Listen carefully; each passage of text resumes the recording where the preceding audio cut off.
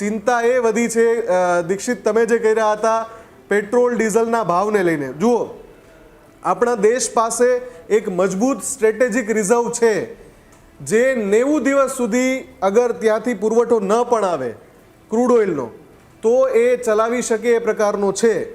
આપણે 1.5 મહિના સુધી યુદ્ધ ચાલ્યું, એ પછી લગભગ 1 મહિનાથી સીઝફાયર જેવી સ્થિતિ છે, એટલે 2.5 મહિના જેવો સમય થઈ ગયો છે.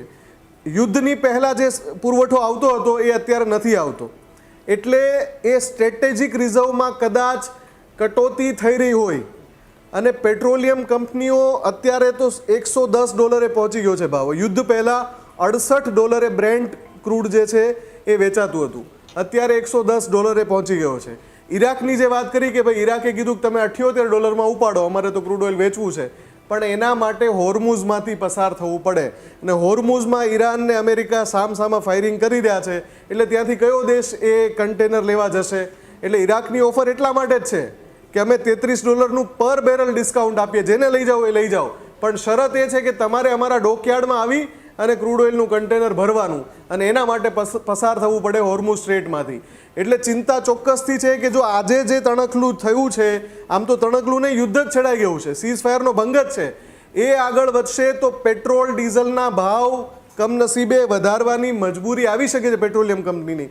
કેમ કે પેટ્રોલિયમ કંપનીએ ઘણા મહિનાઓ સુધી ઘણા મહિનાઓ સુધી પેટ ભરીને પૈસા કમાયા છે. જ્યારે $60, $65 ને $70 ભાવ હતો ત્યારે પેટ્રોલ ને ડીઝલની કિંમત 60, 70 કે 80 રૂપિયા પ્રતિ લીટર આપી શકાતી હતી ગવર્મેન્ટના ટેક્સ સાથે, એક્સાઇઝ ડ્યુટી સાથે, છતાં ₹95, ₹96 ભાવે પેટ્રોલ વેચાતું હતું. એટલે આટલા સળંગ મહિનાઓ સુધી પેટ્રોલ ડીઝલમાં આ બધી કંપનીઓ નફો રડી છે. અત્યારે છેલ્લા 2-2.5 મહિનાથી સ્થિતિ વણસી છે, ક્રૂડ ઓઇલ મોંઘું થયું છે, ડોલર સામે રૂપિયાનું અવમૂલ્યન થયું છે, પણ પરિસ્થિતિ જો વણસી હવે જો યુદ્ધ છેડાયું ફરીવાર તો પેટ્રોલ ડીઝલના ભાવ વધતા કોઈ નહીં રોકી શકે. કેમ કે પછી તો મજબૂરી નહીં, પછી તો એ સ્થિતિ જેવી બની જશે કે જ્યાં પેટ્રોલ ડીઝલના ભાવ વધારવા પડશે. એલપીજી પણ આપણે ના ભૂલવું જોઈએ કે એલપીજી જે ક્રૂડ ઓઇલનો એક પાર્ટ છે એમાંથી જે બને છે પ્રક્રિયામાંથી, એ એલપીજી પણ ત્યાંથી આવે છે. આ જ પ્રકારની તમામ અપડેટ જોવા માટે ન્યૂઝરૂમ ગુજરાતને લાઇક, શેર અને સબસ્ક્રાઇબ કરવાનું ભૂલતા નહીં.